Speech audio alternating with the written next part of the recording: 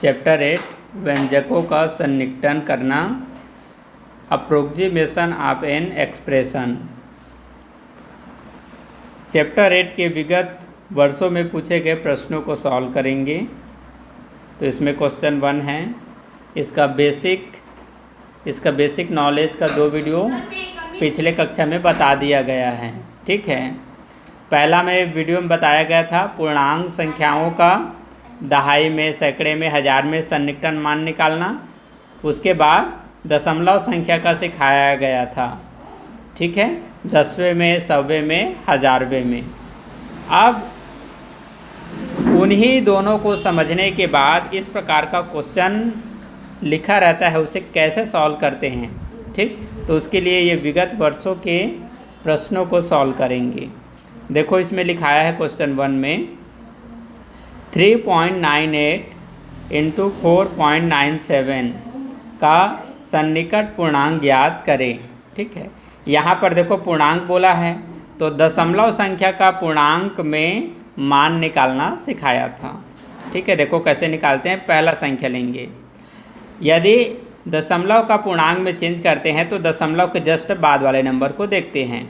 यदि ये 5 है या 5 से बड़ा है तो दशमलव के पहले अंक में 1 जुड़ जाता है। तो यहाँ 5 से बड़ा है, 3 में 1 जुड़ेगा तो 4 हो गया, मल्टीप्लाई का मल्टीप्लाई। यहाँ दशमलव के बाद 9 है जो कि 5 या 5 से बड़ा है। ठीक, तो इसमें 1 जुड़ेगा, 5 हो जाएगा, दोनों का मल्टीप्लाई 20। यही इसका आंसर है।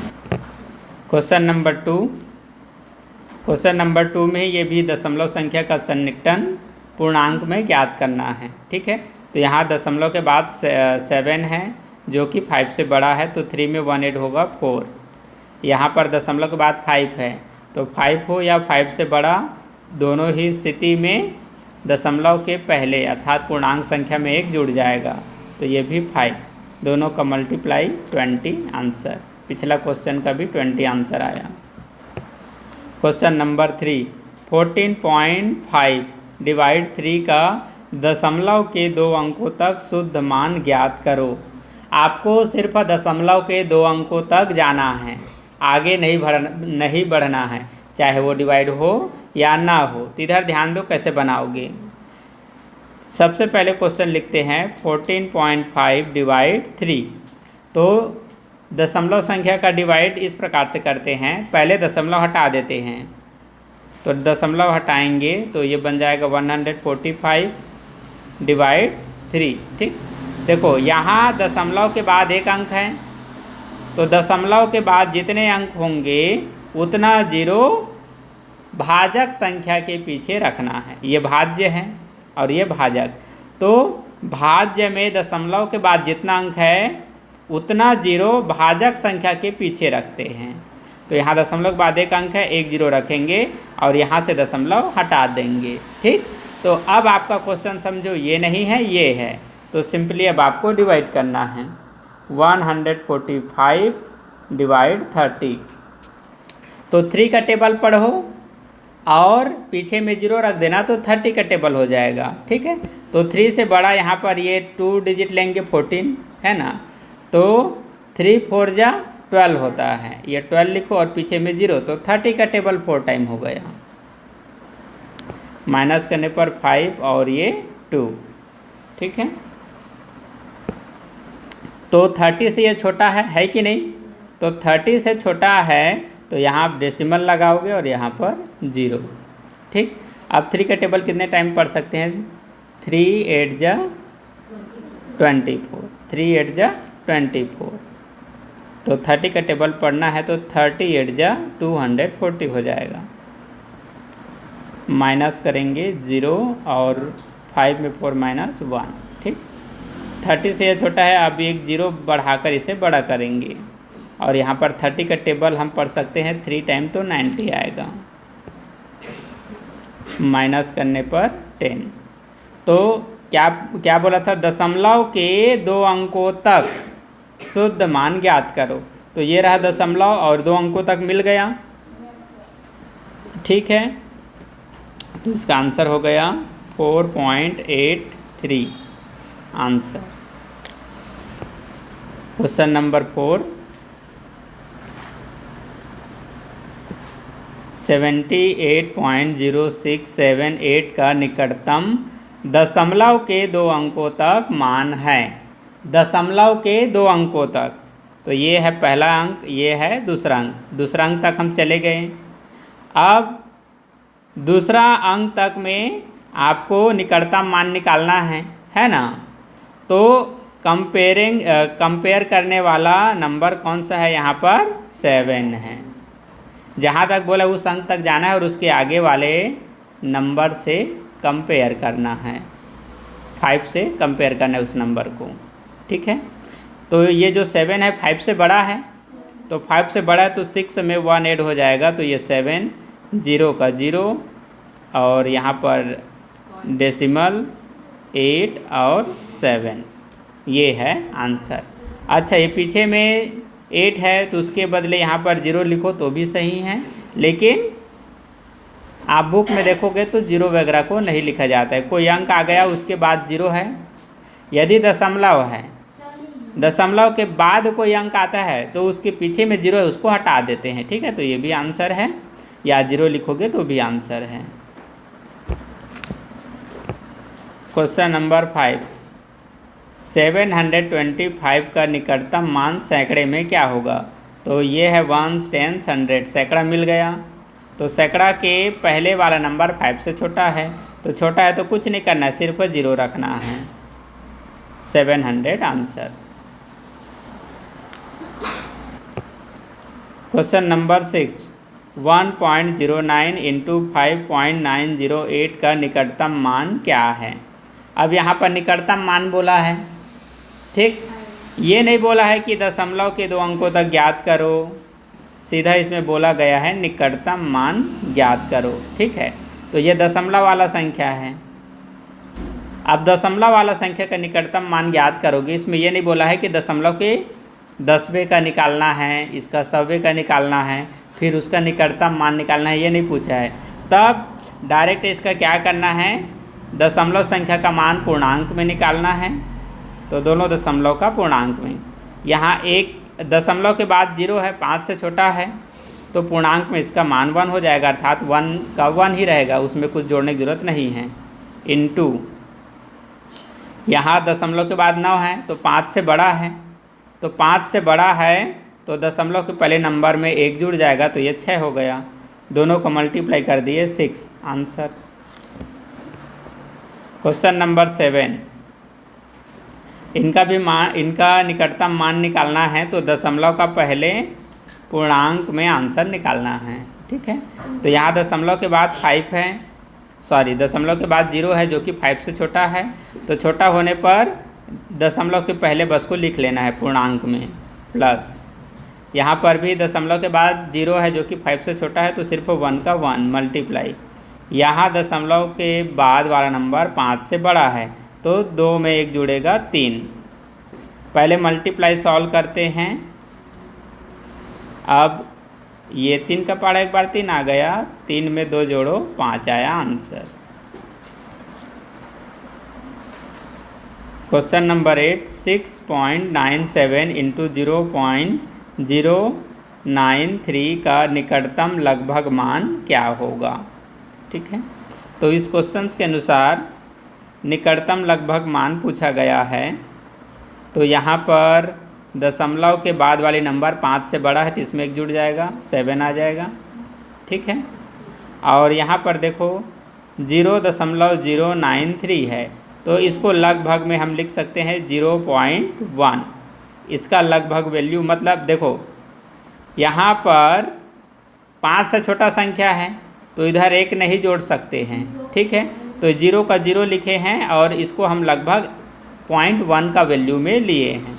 अब दोनों का मल्टीप्लाई करोगे तो 0.7 आया आंसर। नहीं समझ में आ रहा 0.7 आया कैसे? तो देखो दशमलव का मल्टीप्लाई करते हैं तो दशमलव हटा देते हैं, 7 इंटू यहाँ पर क्या लिखोगे, दशमलव हटा दोगे तो 0.1 बनेगा। 0.1 बनेगा कि नहीं? तो 1 के पहले 0 है तो इसका कोई वैल्यू नहीं है, तो 7 का टेबल 1 टाइम 7 आया, ठीक है। अब पीछे से देखो एक अंक के बाद दशमलव लगा है, तो ये एक अंक हो गया और इसके बाद क्या लिखोगे, दशमलव। तो दशमलव के इधर सामने में कुछ नहीं है, मतलब क्या होता है 0, तो आ गया 0.7 आंसर। क्वेश्चन नंबर 9, 14,510 की निकटतम हजारों में लिखी संख्या तथा 8,849 की निकटतम सैकड़ों में लिखी संख्या का अंतर है। मतलब कि दो संख्याओं का निकटतम मान निकालना है। इस संख्या का निकालना है हजार में, तो इकाई, दहाई, सैकड़ा, हजार मिल गए। हजार के स्थान पर कौन सा अंक है 4। अब 4 के आगे वाले नंबर को 5 से कंपेयर करना है। यदि 5 हो गया या 5 से बड़ा तो 4 में 1 जुड़ जाएगा, तो 4 में 1 जुड़ेगा तो ये 5 हो जाएगा और 1 का 1 लिखेंगे। पीछे जितना अंक है उतना 0, तो 3 अंक है 3 0। ठीक, यहाँ पर 8,849 का निकटतम वैल्यू निकालना है सैकड़े में, तो सैकड़े के स्थान पर क्या है 8, तो 8 का बाद वाला नंबर 5 से छोटा है, तो छोटा है तो इसके पीछे जितना अंक है उतना 0 बस लगाना है। अर्थात दूसरा संख्या क्या बना 8,800। अब दोनों का अंतर पूछा है, तो बड़ा ये है छोटा ये है, तो छोटा में बड़ा को माइनस करेंगे। माइनस कर दीजिए 0 0, 10 में 8 माइनस तो 2। जब भी हम ऊपर के नंबर को बड़ा बनाते हैं तो इस संख्या में 1 हम कम करते हैं, तो 14 हो गया। 14 में 8 माइनस 6 आंसर। क्वेश्चन नंबर 10, निकटतम 100 तक सन्निकटित हो गया है। ठीक है, या सन्निकटन बोल सकते हैं। सन्निकटित करने पर संख्या 3,967 है। देखो क्वेश्चन के लैंग्वेज को समझना है, क्या बोल रहा है। यहाँ निकटतम 100 में पूछ रहा है, तो संख्या कौन है जिसका 100 में निकटतम मान पूछ रहा है, ये है। ठीक है, इस संख्या का 100 में निकटतम मान, तो 100 में क्या है 9 है ना, 9 है। और 9 के बाद वाली नंबर 5 से बड़ा है, तो 5 से बड़ा है तो इसमें 1 जुड़ेगा, तो 9 में 1 जोड़ो 10, हासिल 1 3 के ऊपर आएगा, तो 1 और 3 कितना हो गया 4। अच्छा, और ये जो सैकड़े में निकटतम मान निकाले हैं तो उसके पहले कितने अंक है 2 अंक, तो 2 0 इसके पीछे बढ़ा दो, तो ये है इसका आंसर। क्वेश्चन नंबर 11, निकटतम 1000 तक सन्निकट करने पर संख्या 8,320 है। 8,320 का 1000 में निकटतम मान निकालना है, तो 1000 के स्थान पर 8 है, और 8 के पहले ये 8 के जो बाद वाला नंबर है 5 से छोटा है, तो 8 में आपको कुछ भी नहीं जोड़ना है, 8 का 8 लिखोगे। 1000 के पहले 3 अंक है, तो 3 0 इसके पीछे लगा दो, आंसर। क्वेश्चन नंबर 12, 17.35 का निकटतम 10वें तक सन्निकट मान है। देखो क्या बोला है 10वें बोला है, क्या बोला है 10वें, तो दशमलव के जस्ट बाद को क्या पढ़ते हैं 10वें। ये है दशमलव के जस्ट बाद 10वें नंबर पता चल गया। अब 10वें के जस्ट बाद वाले नंबर को 5 से कंपेयर करना है। यदि 5 है या 5 से बड़ा है तो उसी 10वें वाले नंबर में 1 जुड़ जाएगा, तो 17 का 17 लिखेंगे। चूँकि यहाँ पर 5 है तो 3 में 1 ऐड होगा, तो ये बन जाएगा 4। अच्छा, 4 के पीछे 0 लिखो तो भी सही है, क्योंकि इस अंक के बाद यहाँ पर 1 अंक है, तो 1 0 रख सकते हो, और नहीं होने पर भी 0 रख सकते थे। ठीक, आंसर। 13, 74.6 का पूर्णांक संख्या में सन्निकट मान है, तो दशमलव का मान पूर्णांक में पूछा गया है ना। दशमलव संख्या का मान पूर्णांक में, तो पूर्णांक में पूछा जाता है तो दशमलव के जस्ट बाद वाले संख्या को देखना है, चाहे दशमलव के बाद कितना भी अंक क्यों ना हो, सिर्फ दशमलव के बाद वाले नंबर को। तो ये 5 से बड़ा है, इसमें 1 जुड़ जाएगा, तो 75 आंसर। 74 ये 14, ठीक है, 14 का आंसर देखते हैं। 735 का सन्निकटतम सैकड़े में क्या होगा? 735 का सन्निकटन मान सैकड़े में निकालना है। तो सैकड़े के स्थान पर 7 है और 7 के पहले 7 के ये बाद वाला नंबर 3 5 से छोटा है, तो 2 अंक के बदले 2 जीरो रखना है बस। आंसर ये लास्ट क्वेश्चन है, क्वेश्चन नंबर 15। 72.385 का 100वें अंश तक सन्निकट मान है। तो दशमलव के बाद वाला 10वां, 10वें के बाद वाला 100वां, ठीक, 100वां या फिर 100वें।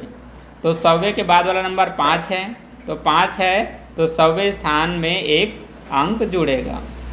तो 8 में 1 ऐड करेंगे 9, फिर 3.27 आंसर।